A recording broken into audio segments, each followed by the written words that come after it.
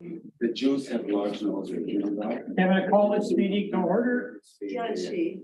Got it. We would like to recognize that collectively we are on the unceded territories of all the First Nations within our regional boundaries. Can I have an approval of the agenda, please? So moved. Moved and seconded. Call a question, all in favor, opposed, motion carried. Electoral Area Directors Committee closed meeting. There is no closed. And so rising report on consent agenda. Is there anything in the consent agenda we want to remove? Chair, could I please pull the select funds item 5.2.1? Okay, where are we at? Okay. That's Pavilion Lake. No, that's just a thank you. No, it's the select funds report. 5.2.1, or at least there's not a new agenda, right? Yeah, okay. So we will move that to be, that'll be 7.8.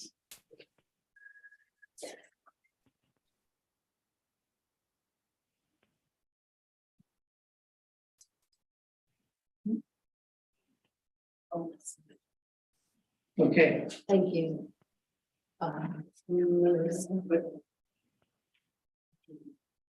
Okay, business rising. Director Perez. Oh, sorry. Sal, go ahead. Yeah, I'd like to pull 5.1.1, the minutes of the meeting, October 12th PAD meeting. Okay. Where do we want to go with that? Let's put that as 7.8. 7.9.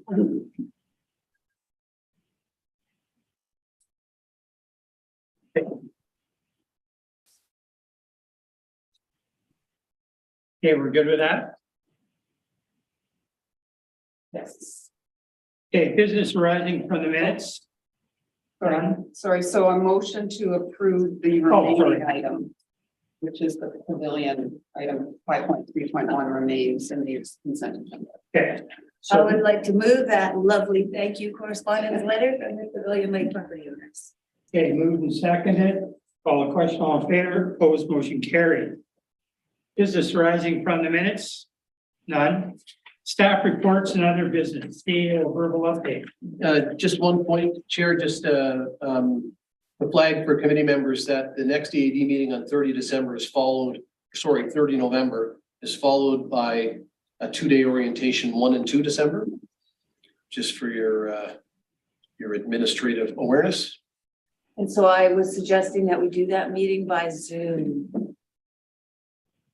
Just plan to do it by Zoom. Well, or I would be needing to book another night in the Pemberton Valley Lodge, which is not a hardship, but it's an expense. But the thing in talking with the CEO, we've got 3 days there. We've got EAD, we've got the 2 orientation days. So the orientation starts at 9:15 in the morning. So you're gonna have to come over the day before anyways, Oh, because otherwise you're gonna leave home at 6 or whatever. And if it's snowing, so better to just leave it the way it is. okay. Do November 1st and 2nd. Thank you. Rewind, delete. That's all, Chair. Okay. Need a motion for that? Okay. Moved and seconded. Call a question, all in favor, opposed, motion carried. Thank you. Request for 7.2, request for decision. Canada Community Building Fund, previously Gas Tax Fund, Community Works Fund, request the Canada Beach Fire Hall Training House. Want to speak to this? Yes, I believe that Tony put in the notes in the meeting, the rationale for voting that in. So he would like to have motion put forward in favor of the new training facility, which will be of immediate use to the current Britannia Beach Volunteer Fire Department.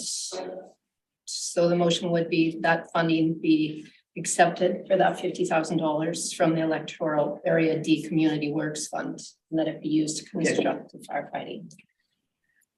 I will second that. Okay, so moved and seconded.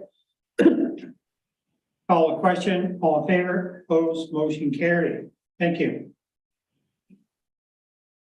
7.3. Request for decision DVP application number 172. That's in area D also. The notes that I was given about that was that obviously it would have been better if the applicant had applied before construction, as he is now trying to bring this into compliance. We're in favor of the staff recommendation as long as there is no significant objection from neighbors in the strata. So has there been any significant objection from the neighbors? Ms. Poterniak should be on the line. Yeah, I'll bring her in. Speak to this. Okay. Yeah, we should probably put her first.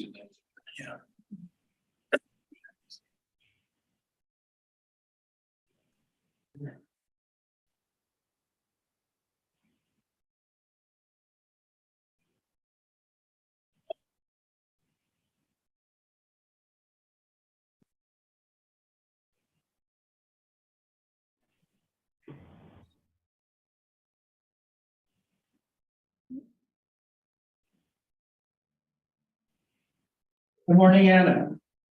Good morning, directors. You want to speak to 7.3? Yeah, so this is a variance permit application for a front setback encroachment on a property in the Black Tusk neighborhood in Area D. So when the original dwelling was built and received final inspection, it was in compliance with the zoning bylaw.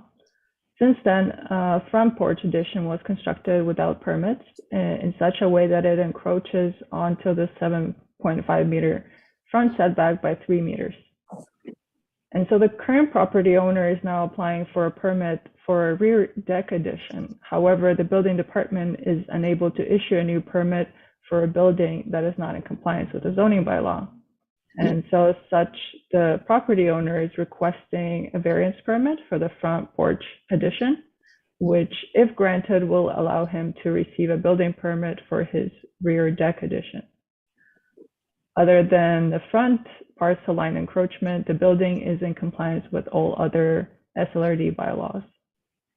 So let me know if you have any questions. Thank you. Any questions from anybody? No? Well, you make a motion to move this? Well, the question that I had is if we've heard from any of the neighbors in close proximity. If it's- And I think Kim had not, we haven't heard anything from the neighbors in response to this. We have not, no. Okay, so, yes, and we could put a motion forward that we're in favor, Rigo. The motion would be that it be recommended to the regional board of the Squamish-Lillooet Regional District Board approve the issuance of a development variance permit for the property legally described as Strata Lot 37, District Lot 4102, Strata Plan VR 1290, together with an interest in the common property in proportion to the unit entitlement of the strata lot as shown on Form 1, to vary the minimum front parcel line setback from 7.5 meters to 4.5 meters for a total variance of 3 meters. Okay. I will second that. Second it. Okay, moved and seconded. Call the question, all in favor, opposed, motion carried. Thank you. Thanks, Anna. And that included the second that. On the Yes. agenda. Yeah. 7.4. Request for decision, notice on title, construction contrary to the building bylaw regulations, Area A. Sal, do you want to speak to this one? I'm in favor of the notice on title on this one. So I'll move both that's. Okay, should we have Kim or Anna talking, or? Do we need to add to?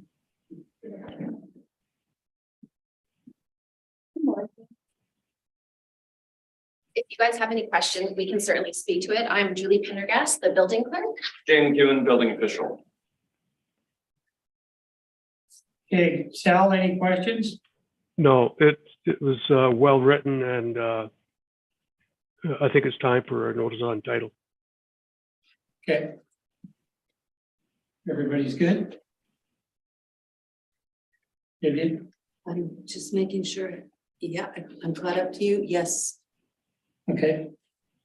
So moved and seconded. Call the question. All in favor, opposed, motion carried. And that's for the two that's.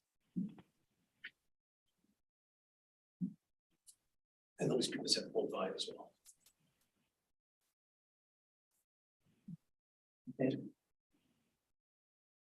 Request for decision, notice on title, construction contrary to building bylaw regulations. EF Game Ranch Limited, Area C.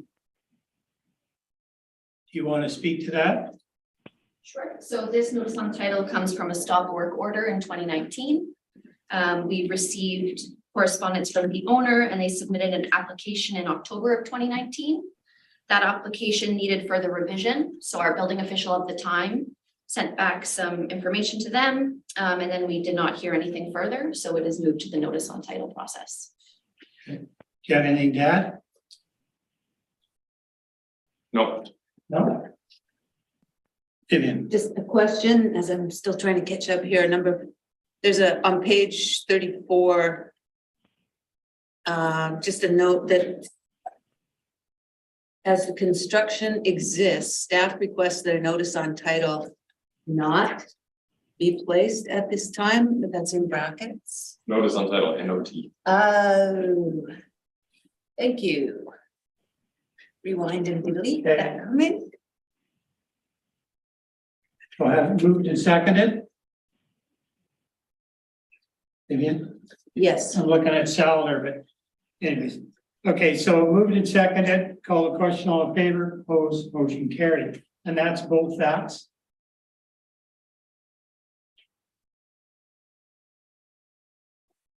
(7.6) Request for decision, notice on title, construction concrete to building bylaw regulations through Bissek, Area C. So this one comes from a expired building permit. The building has been or was in process from 2007 to 2020 when the final expiry happened. As construction still exists, it's moved to notice on title. Anything else? No. Sal? Yeah, I just got one question. As we talked about these notice on titles previously, is that if they do come back and reapply for a building permit, they'd have to go to the new building code, correct? That's correct, yes. Okay, thank you. See, that's a question I would like to ask. How is it possible to bring a 40, 50, 60-year-old home up to today's building standards? It's just, it doesn't make sense to me. It's just, it's the cost is an impossible ask. And you may as well, tear the place down and start all over again. So I think we as a board, not this committee, but the board, we need to reevaluate. I think it was in 2008 that the board of the day said they wanted things done to today's to the standards of the day. But I don't think they anticipated where we would be going here, because like I say, there's farmhouses in Area C, and I'm sure all over the regional district, that are between 50, 60, 70 years old. And somebody wants to renovate or upgrade their, whatever. And now we're going in and saying, oh, no, you can't do that without bringing the whole house up to today's standards.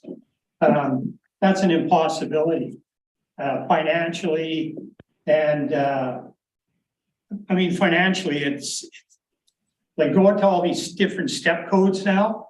I don't think there's any common sense in that. I don't think it's reality. So I think we have to really think of what we need to make sure that we attain a safe structure for people to live in. But I don't think we need to go way overboard on trying to make them comply with today's standards when for them it's probably financially impossible. So then we put them in a position of what do they do? Then we end up with this stuff, right? So, To speak your, yeah, to speak right, your yeah. point, Mac, that's not necessarily the case with all of these buildings specific, and we can hypothetical use the example of the permanent meadows or area C. The vast majority of the files that we're presenting to the EAD are within the last 20 years. So to answer your question about bringing buildings into code compliance with code of the day, which is the 2018 BC building code, may or may not be as prohibitive as some homeowners may claim to say, depending on a case-by-case basis. Building safety and standards authors the building code on our behalf to ensure that appropriate levels of safety and the bare minimum levels of performance are met for dwellings within British Columbia. So to your point of houses within 50, 60, 70 years old, houses that predate the national building code or predate maybe necessarily the SRD and building bylaws of those times wouldn't necessarily be held to our board resolution of 2008, 2007, I'm unsure of when it was, of buildings with incomplete building permit files having the requirement of being brought into the code of today. There are probably, in our experience, we've discovered more building permit files that have been completed than incomplete files that we're dealing with on these types of bases now. The files that we've been bringing in the last 6 months are more of a housekeeping, as we now have the staff power to clean up this backlog of. Okay, so that's a great explanation, but we need to get that explanation to the folks out there. Because I get people phoning me who are not getting that explanation. So they're getting the explanation that you got to bring everything up to today's code. So we need to make sure that the folks out there, get the same, explanation you just gave us. Because I think it's very important that they feel that they can attain what they get their building completed, right? Get their permits completed, all that kind of stuff. And just another further point, in the advent of 2023, when the step code will be applicable to the SORD's building bylaw, it will actually make it easier to achieve some of these goals for a lot of locations in the SORD with the help of a certified energy advisor for them to bring their houses into, or homes or buildings into compliance with the current codes. So there's possibilities for more compliance and easier paths forward as we move on in points in time. Yeah, and that's exactly what we should be trying to attain, trying to make it easier for people to get where they need to go. Not, difficult, because that's what I'm getting. Sal. Yeah, thank you, Chair Mac. Yeah, the question I have is, if the person applies for a building permit to add on to the facility that they have, would the other part of the building have to comply with the new codes? Or is it just the piece that they're working on, whether it's remodeling or renovating or an addition? But, as you know now, you've been up to Goldbridge and Braylorn, those buildings are back from the 30s and 40s, and try to get them up to the new code, any new codes, is substantial. Some of them have, but a lot of those buildings do need renovations, and hopefully in the future they will work at it. So I think it's a good conversation to have, regarding if they're not going to touch a portion of that house, why would it have to be updated? Or if they are going to work on a new portion of a house, or renovation on just a portion of the house or an addition, then yeah, that should be the code. So those are my comments on it. Okay, thanks. I guess what I would like, to see is this topic become an agenda item on a committee of the whole meeting, so that we have the whole board involved in the discussion. So whenever that's convenient at our next committee of the whole, or whatever. Because I think it's a really important discussion to have, so that everybody knows exactly what, the rules of the road are and where we're going with this. And I really go back to that common sense thing. I mean, we have to make it so that people can financially attain the level that, we want them to attain, but not sort of over attain, right? So anyways, try to do that. Okay, were you going to speak to this, John? Yes, I would like to. Okay, I'll just introduce you. John Heidi is I'll just say a long time building inspector. He's a current and has been forever, I guess, a level 3. So he knows what he's talking about. So yeah, by all means, go ahead. Thank you, Director Mack. I am building inspecting in BC for 48 years continuously without any stop. And I was the inspector for the SLRD for almost 20 years, 19 and a half years. I got fired from this job, but I didn't mind to get fired. As a matter of fact, the best thing happened to me in my life. The love of my life was devastated. My friends were devastated. And I said, don't be devastated. I came to Canada from Hungary, communist Hungary, as a escapee from the communist system, being a swimmer for Hungary, training for the Olympic for Mexico. And this was a gift from God to come to Canada, live here, and live a free life. So I might talk to you and not being politically correct. Forgive me for that, because truth and being politically correctness has a conflict. You can't tell the truth anymore and be politically correct. So all the politicians globally are lying because they want to be politically correct. But I am not. I'm telling you the truth, only the truth. And the 48 years behind me was a enjoyable job, and I'm still working full time. Many days I work 10, 12 hours for First Nations. And as of now, I look after 8 First Nations in this region. For Montgomery, I look after for 45 years. The first 19 years was on behalf of the regional district.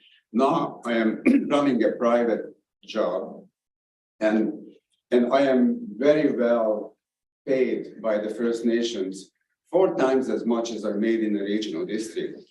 And I appreciate the help, financially, not that I need it, but financially I help kids in India and Africa. And that makes me joyful because I love my creator. Now, tell you about step code for a moment. I pay attention to the small details. I was very much involved with science back in my study in Hungary. So I pay attention to the very small details.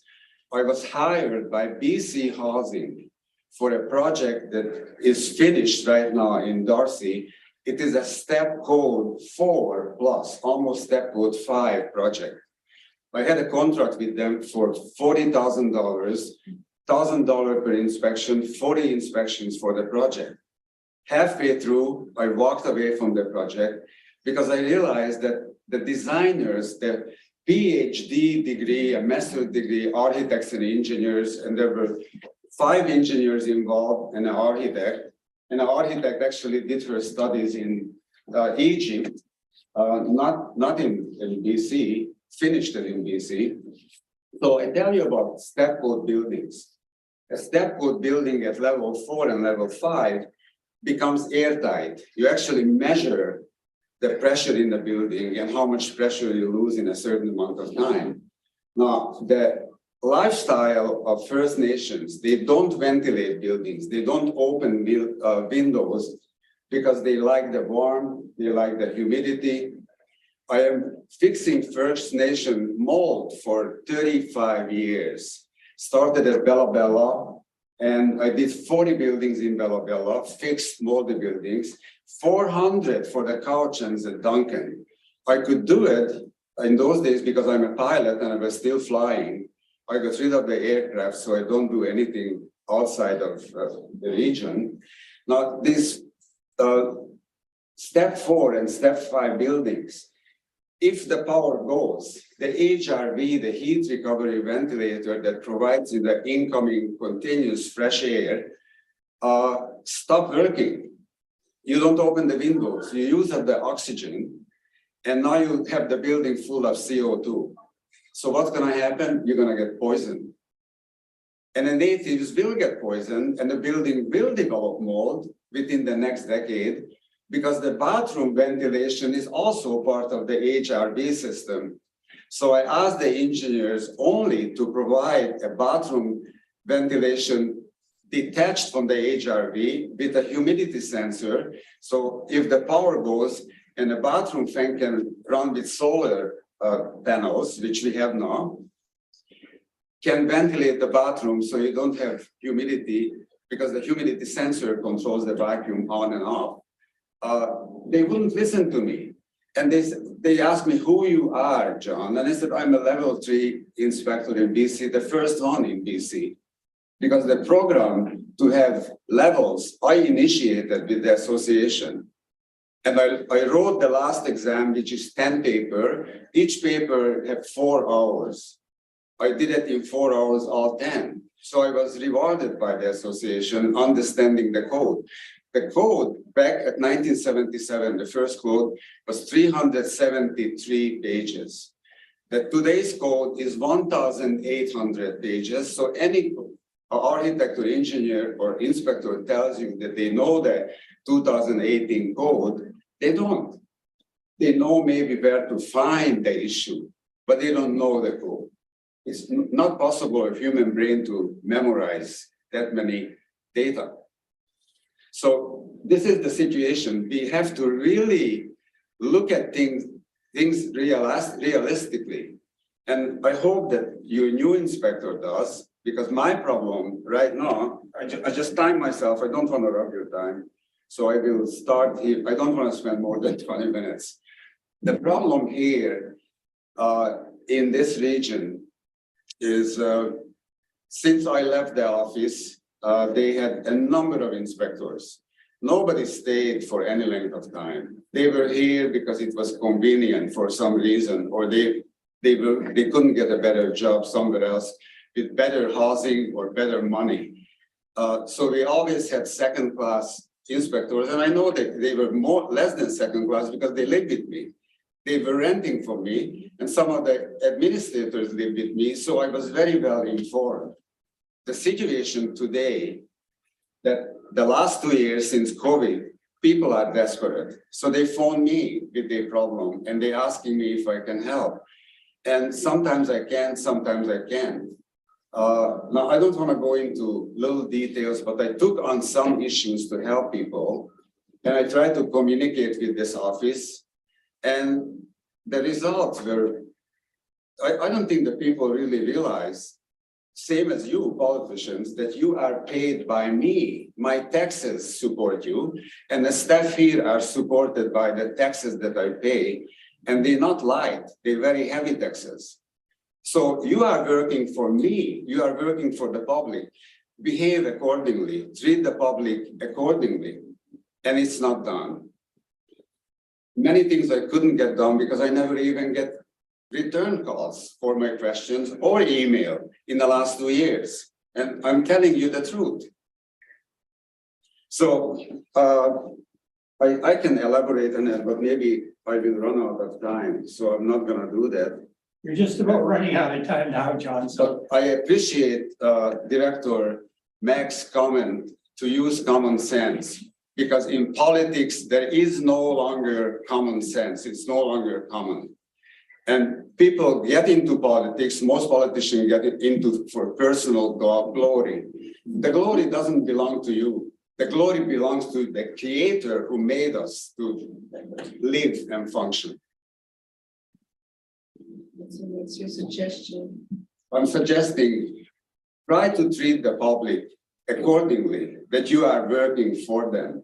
And yes, the code has discretion for inspectors. There are tons of buildings over 100 years old that being remodeled. You can't bring them up to the today's code.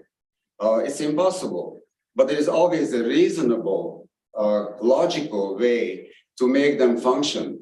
If there is structural repair needed, that's very well, it has a very good reason and it should be taken care of.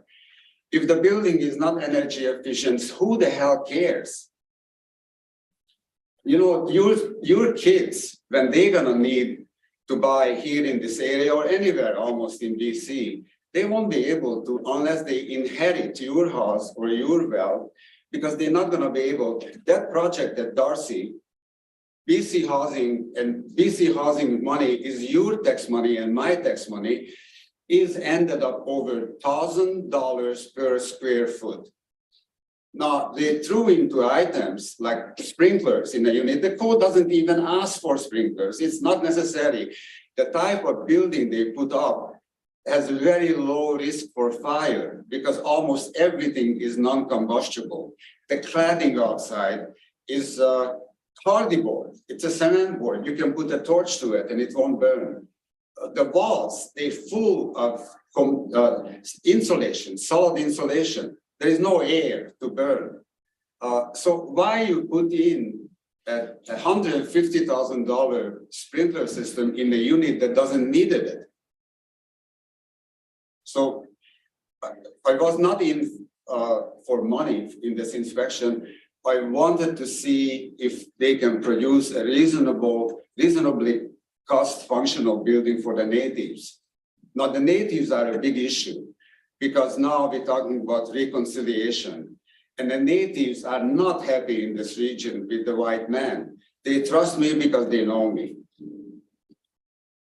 Hey, John, thank you. So common sense, that's my take on all this. We need to have that discussion at the board table. Just to go over that 2008 resolution and see exactly what it did say. Comment to the staff, just we're very happy that you're here and I hope you're happy in your positions. Thank you. We have an item on the table there. Yeah, 7.6. 6. So request for decision, notice on title, construction contrary to building bylaw regulations for Bissig Area C. And you guys have already spoke to that? Okay. But I get somebody to move and second it as presented by staff. Okay, move, second it. Call the question, all in favor, opposed, motion carried. Thank you. Okay, 7.7. Sal? Oh. Yes. So we put Sal in the waiting room? He first has to Oh, declare his Claire? declaration. Case. Yeah, you're on mute, Sal. I would like to declare a conflict of interest for item number 7.7 and 8.1. As my daughter is employed by the BRVCA and my wife is a director on the board of the BRVCA. Okay. So you just keep putting the waiting. Yeah. Okay, Sal, we'll get you back as soon as we go through these two.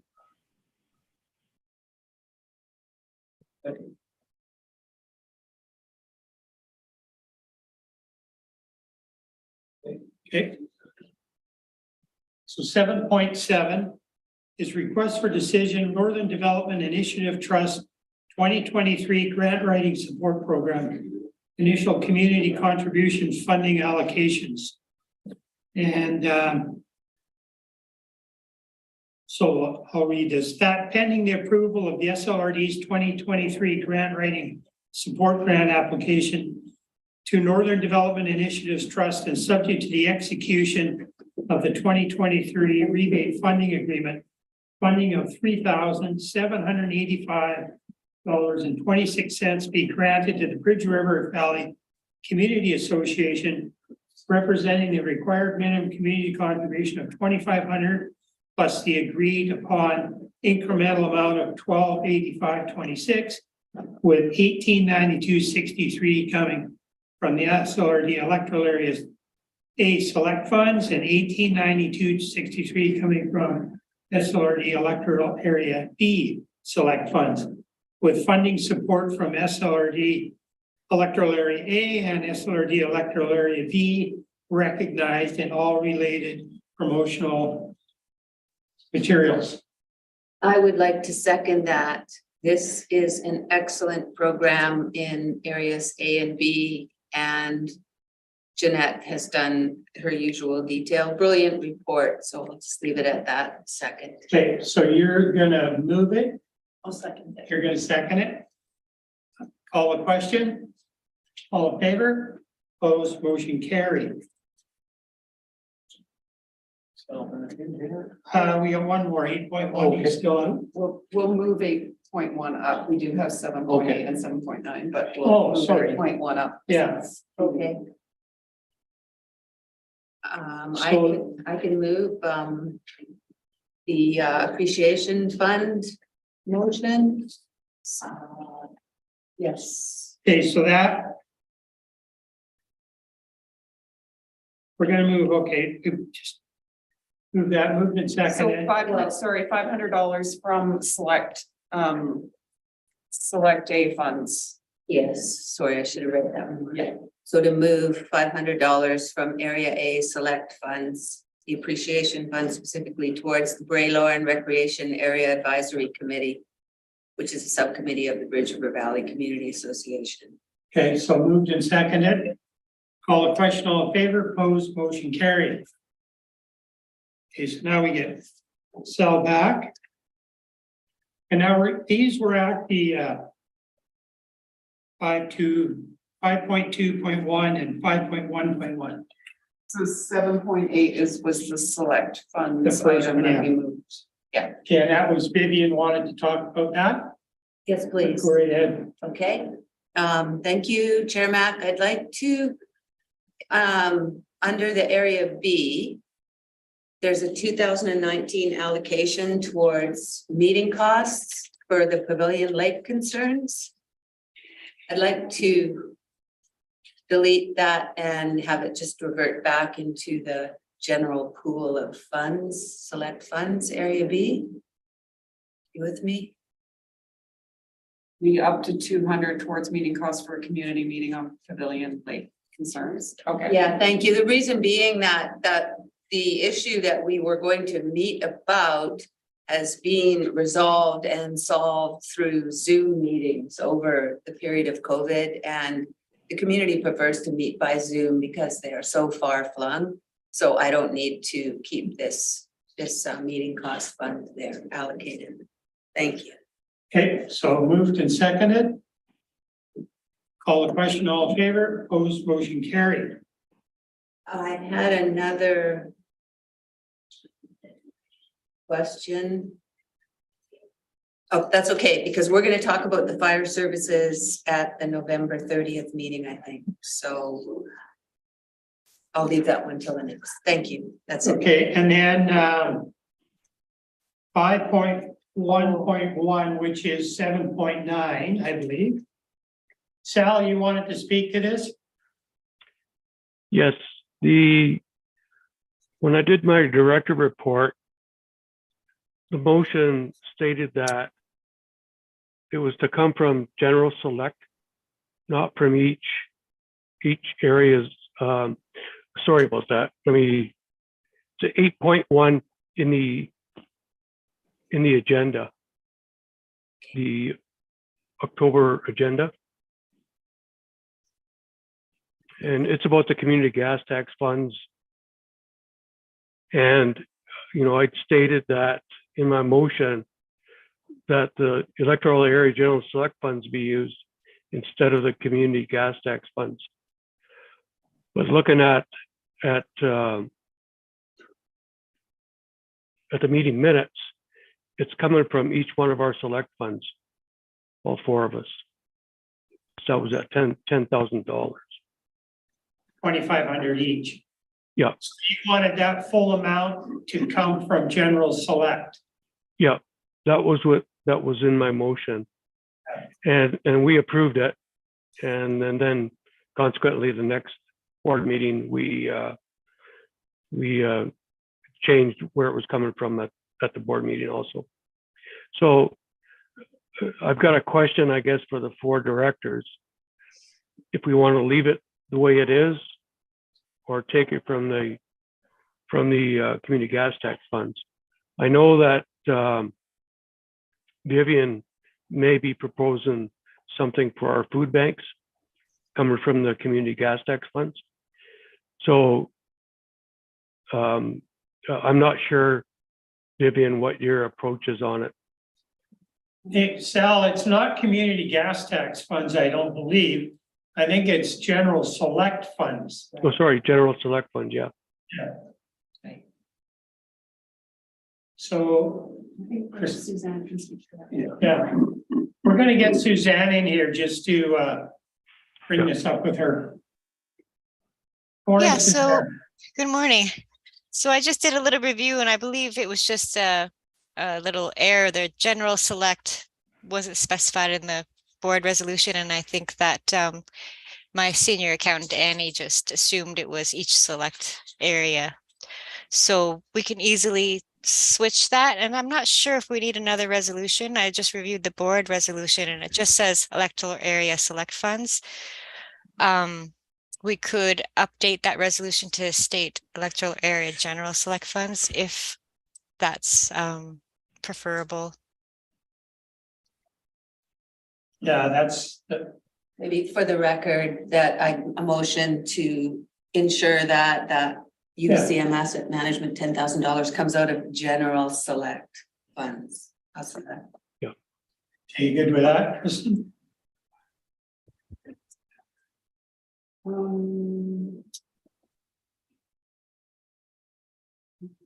So.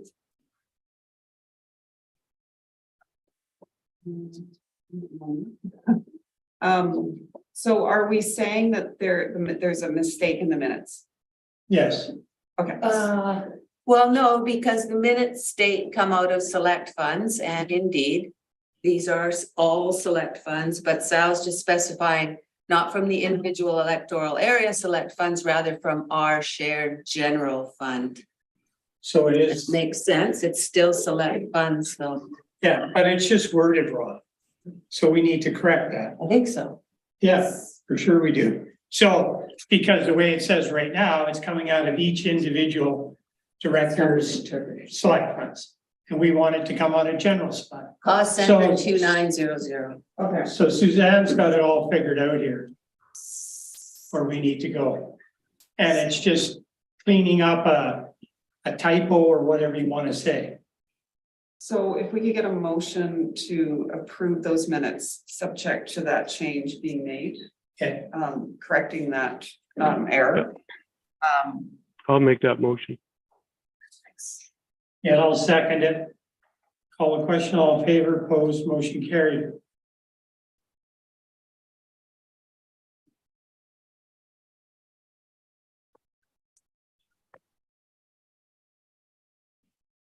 Thanks, Suzanne.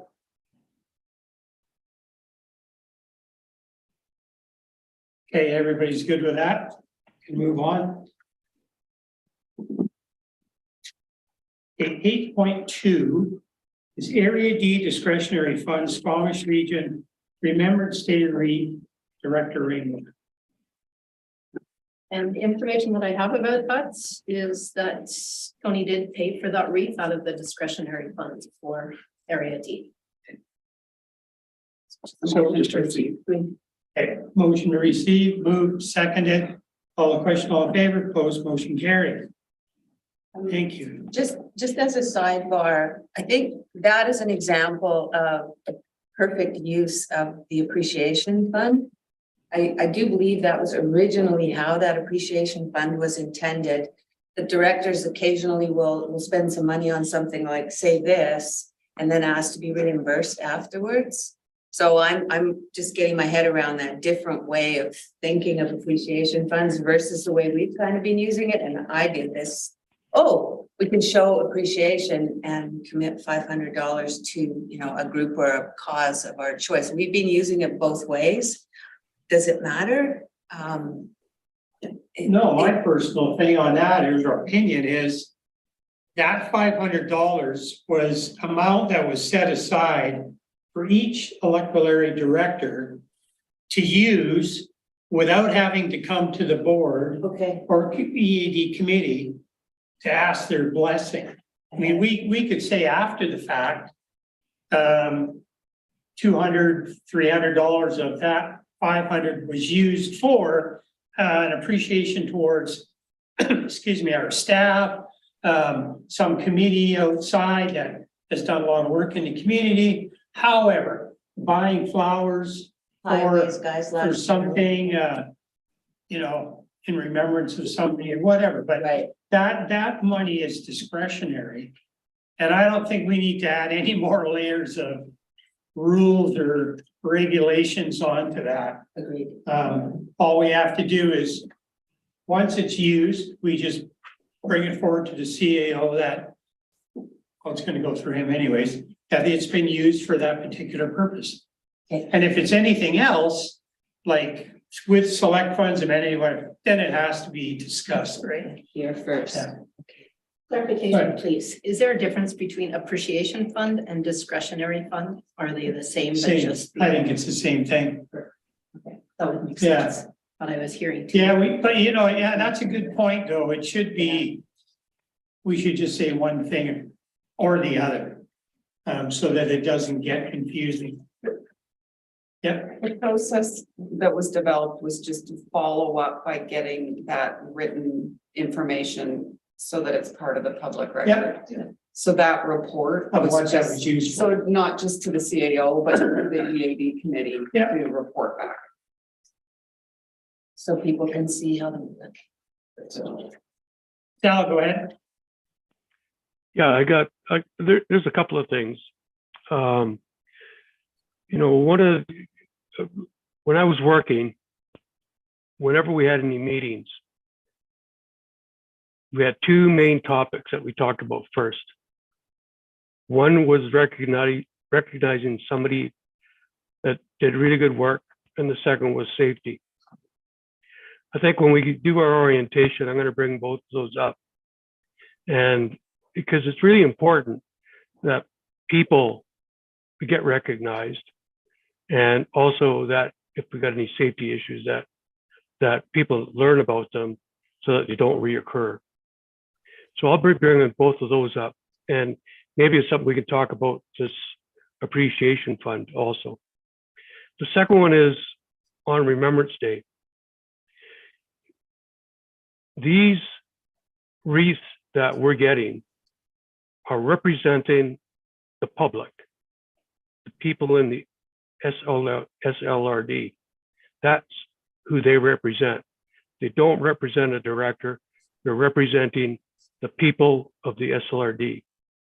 And there was a protocol where staff would go to the electoral area directors at one time and ask about the wreaths for their area. And that came out of a certain pot of money. I gave that documentation to Craig Dalton, our CAO. And I think we need to go back to that. The other piece of it is that there's going to be a SLRD wreath in Squamish. There'll be one in Pemberton. There'll be one at Lillooet and one in the Bridge River Valley. but is there one going to Whistler? Because they're part of the SLRD. And I don't really feel that, and it was coming, the funds were coming out of general government, not from select funds or any other fund, discretionary fund. I think it's really important that we as an organization do our part for Remembrance Day. So maybe it's another topic we can bring up at the orientation. I'm going to be paying for mine and looking for a reimbursement for the SLRD wreath. Thank you. Yeah, thanks, Sal. My take on this whole thing is the 4 electoral area directors have the ability to buy a wreath, to do whatever, and how you want to pay for it. We're not talking a lot of money here, $100 for a good size wreath. All that money that we are given the responsibility of managing, it all belongs to the taxpayers, to our constituents. So however it gets paid for, it's still coming out of the same pot of money that those folks are putting forward for us to be able to do what we're doing. So sometimes I think we try to make things more bureaucratic and difficult than they actually need to be. So anyways, if you want to bring that forward at a orientation, by all means, I would touch base with the CAO and go from there. Thank you.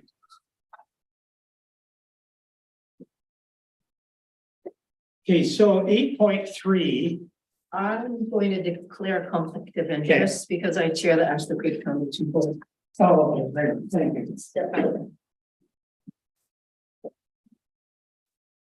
So 8.3 is community celebrations, Ashland Creek Foundation and Britannia Beach Mining Museum, Director with a sum of $2,000, $1,000 each be sent to the Ashland Creek Foundation and to the Britannia Beach Mining Museum towards the cost of community events.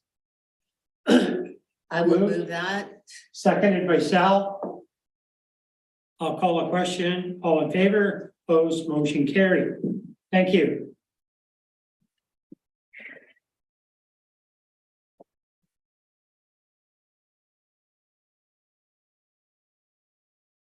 Leslie.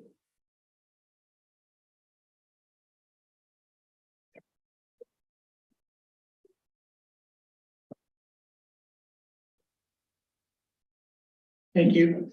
You're welcome. Okay, 8.4. Garden waste bins for Furry Creek, Britannia Beach, Director Rainbow. We are asking that up to $5,000 be allocated from Area D select funds to cover the cost of keeping the garden waste bins in place until the end of November. Any amount not expended will be returned to the Area D select funds account. Okay, moved. Seconded. Call the question. All in favor? Opposed? Motion carried. Thank you. Excuse me. Correspondence for action. Request for funding, Braylorn Fire Protection Association, replacement of turnout gear. Sal? Yeah, as per the, at the board meeting, I did a PILT resolution for the Gun Lake Fire for, for their funding for communication equipment. Braylorn Fire is also going after the same funding source, and they need some extra money for their turnout gear for wildland fire and structural fire is over 20 years old. So that's what this funding that they're trying to get all that new equipment. So I'll make that motion. Very good. Seconded. Okay, I'll call the question. All in favor? Opposed? Motion carried. Okay, just Sal, just as a hand to everybody, Just a point of interest. One set of turnout gear is probably $2,500.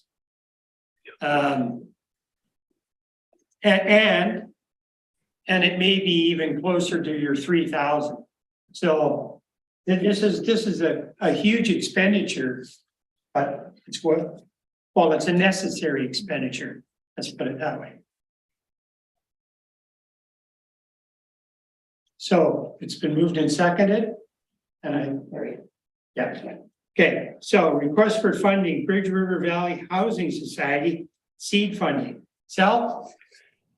Yeah, we now have a housing society, and at the request of the BC Housing, they had to form their own society. They were going to look at being a committee under the BRVCA, but it ended up that BC Housing said it would be better if you were your own society. So this funding is for seed funding to get themselves organized and move forward. So I'll make the motion for the $2,500 seed funding. Okay, seconded by Vivian. Call the question. All in favor, opposed, motion carried. Thank you. 9.3, request for funding, Bridge River Valley Housing Society, FCM Green Municipal Fund Sustainable Affordable Housing Planning Grant Funding Leverage. Sal again. Yeah, this is leverage funding for their application for a study that will help them create a concept and capital budgets so that they can actually apply for some construction funding. So this is the $5,000 for leverage funding, and I'll make that motion. Okay, seconded by Vivian. With admiration for what you're trying to do there, Director Demare. Okay, moved and seconded. Call the question. All in favor, opposed, motion carried. 9.4, request for funding, Lillooet District Rescue Society, specialized rescue and fire safety helmets and hardware. Oh, this is area B. Yes, it's you, Vivian. We get there. Gone too far. Bear with me. The request is $5,710.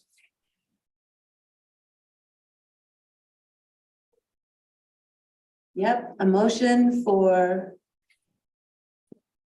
$5,710 from Electoral Area B Select Funds, please, towards the purchase of 11 specialized search and rescue helmets for the Lillooet District Rescue Service volunteers. That's so Okay. moved. You're moving that. Second it. I'll second it. Okay, seconded by everyone.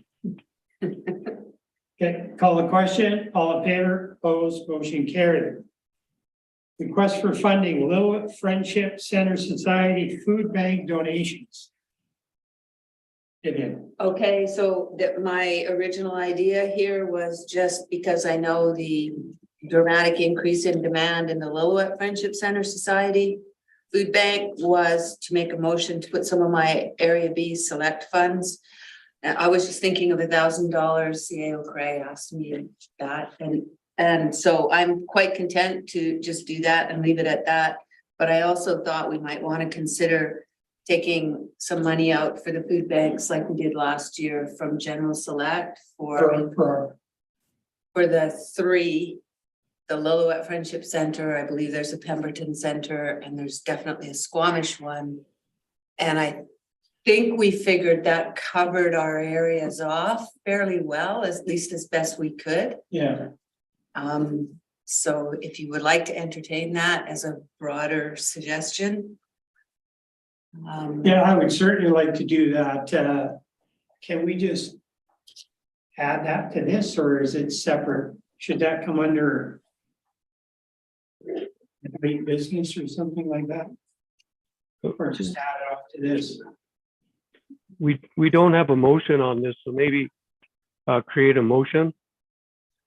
So then my motion for your consideration would be to take and I can't remember what the balance is, but it's still pretty good in general select that we take a minimum of $2,000 for the 3 areas, so $6,000 for the 3 food banks. Yeah.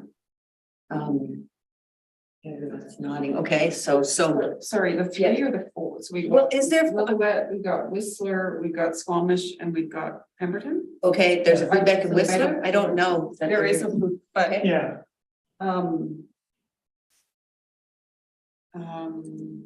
if I can just have a moment, I could try and pull up what we did last year. That would be fantastic. I should have done that.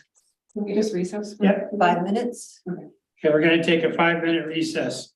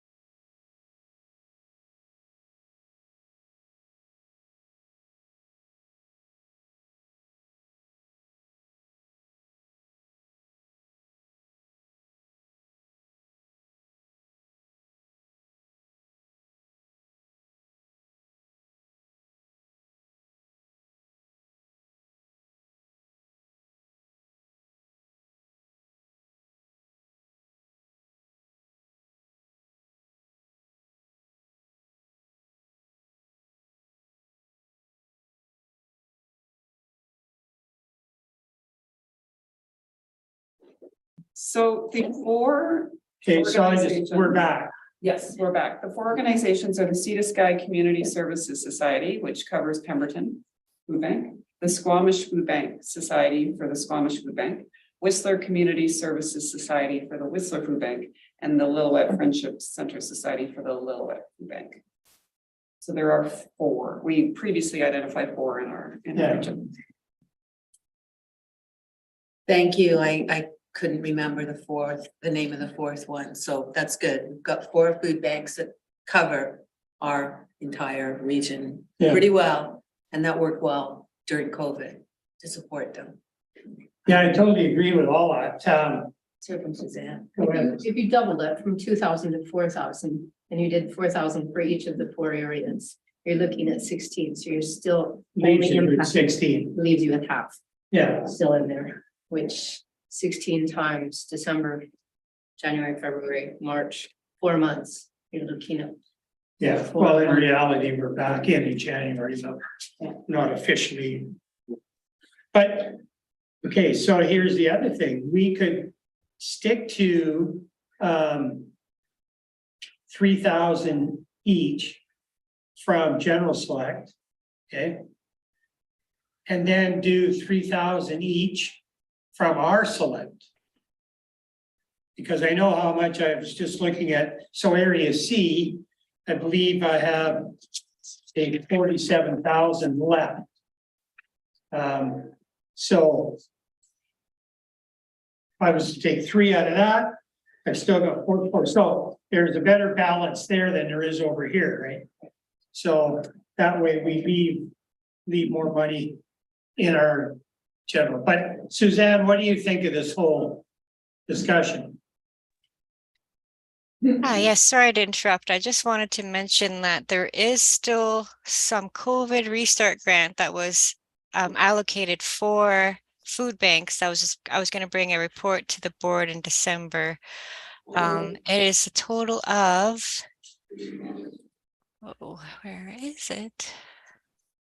$12,000 still remaining allocated for the food banks.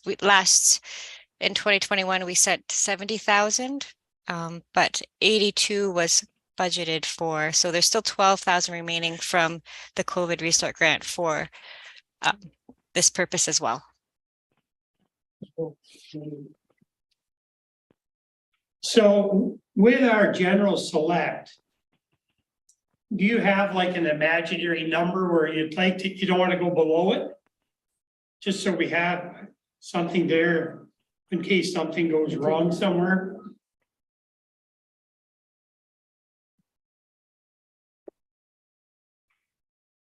Was that directed to me? Sorry.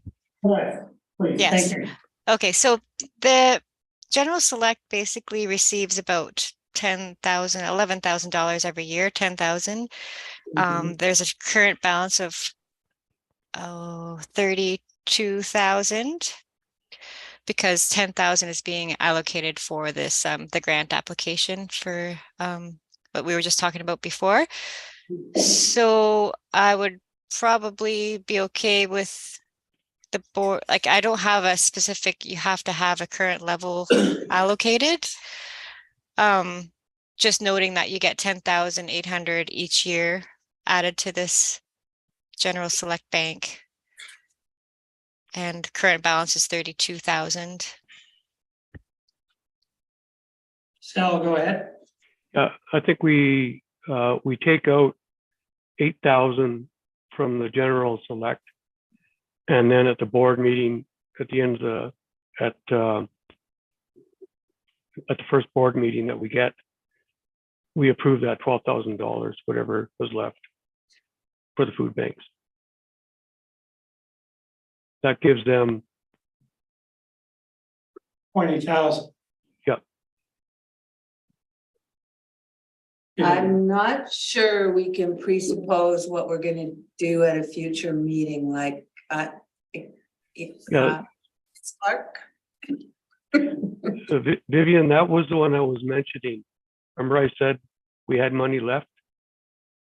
I tried finding it. I couldn't find it. But that's exactly right. I'm not comfortable spending all of it, but I think I should hear from Christine. So This committee could do a recommendation to the board that 12,000 be, or it could be brought as a director's report. Or, Okay. I mean, staff, there could be a request that staff bring a report. Well, let's just do so let's just do the recommendation to the board. That $12,000 that's left over from COVID money be put towards the 4 food banks. Be considered for. Right? Or we want to say we want to do that? Yeah. I'm That's what hesitating. I'm saying. I'm hesitating just because from my impression that, I don't think COVID is completely over. Okay. Well, the thing is, if COVID will never, Then it will never be over. So, in reality, so that money is there. There's a direct need for it right now before Christmas.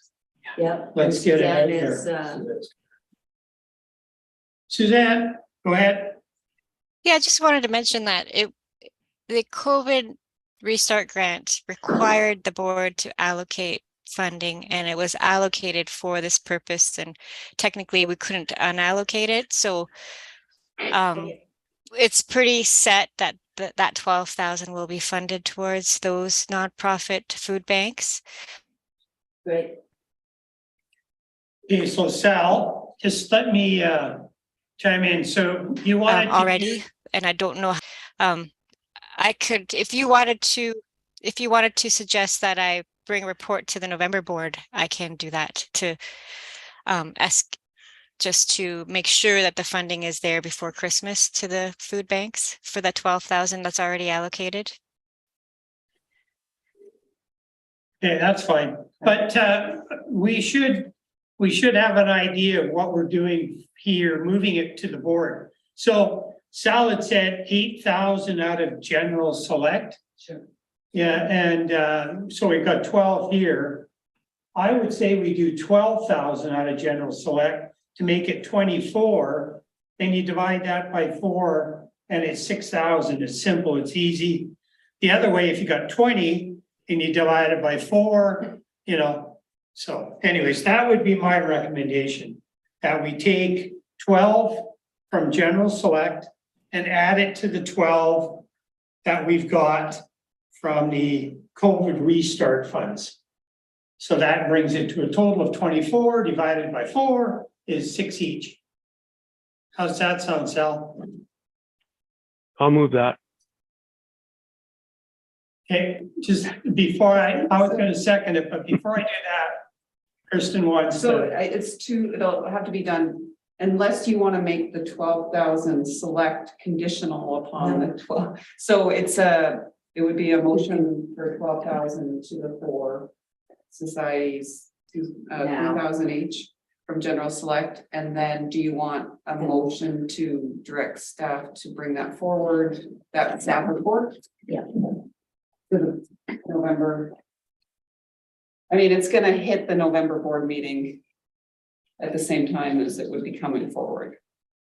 Unless Suzanne was already gonna bring it. I think she was. It hasn't got there yet. Good.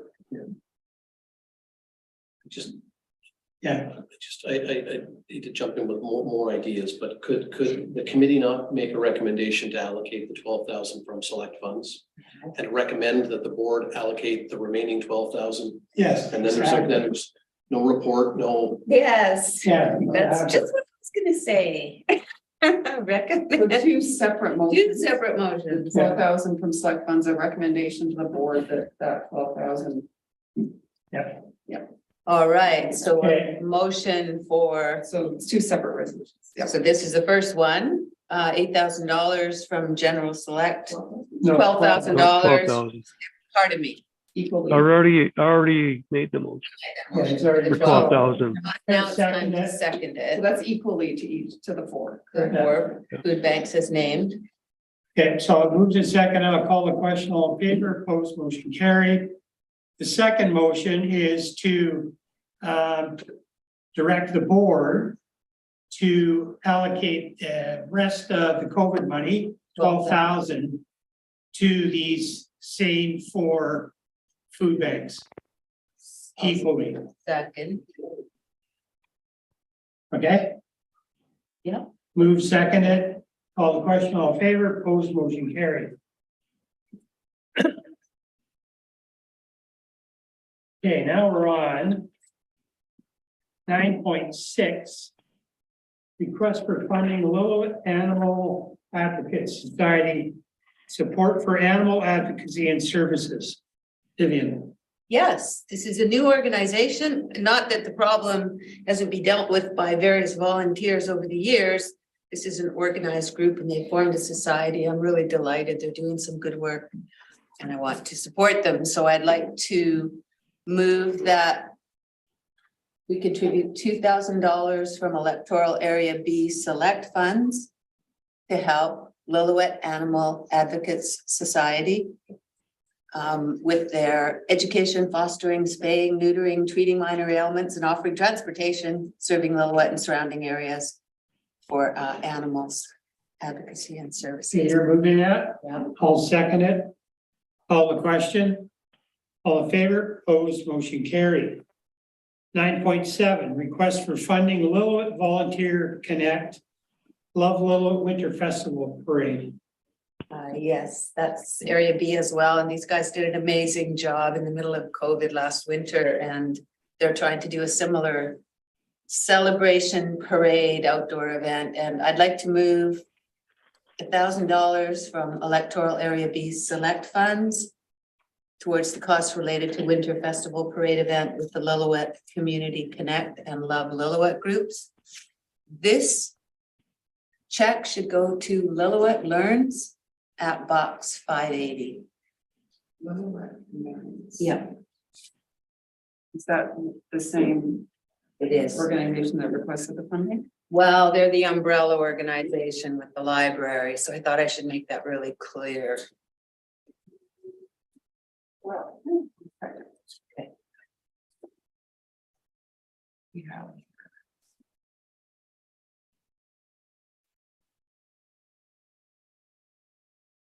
So it was requested from Lillooet Volunteer Connect. Right. And they are a group under Lillooet Learns. Lillooet Learns It's the Society. library, the group, the group that Lillooet Learning Society is, well, but Lillooet Learns will work in terms of a name on the check. Okay. So the motion will use the Lillooet Learns name instead of the Lillooet Community Connect. We love Lillooet. Correct. Love Lillooet is actually being dismantled by NDIT, so that's Okay, so it's moved and seconded. Call the question, all in favor, opposed, motion carried. Thank you. Okay, 9.8. Request for funding, tourism permanent, Narren Falls parking lot, snow clearing, cost sharing. And I will move this. I'll second it. Call the question, all in favor, opposed, motion carried. Thank you. Decision on late business. I don't believe we have any. Late business? No. Oh. Director's notice of motion? None. Number 13, Tony usually takes care of 13.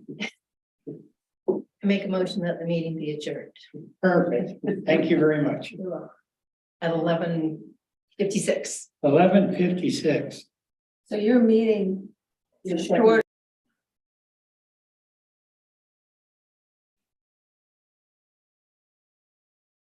Do that again. Thanks, Al. Wait. Now Let's do it again. It's fine. it's fine. I'm muting the room now.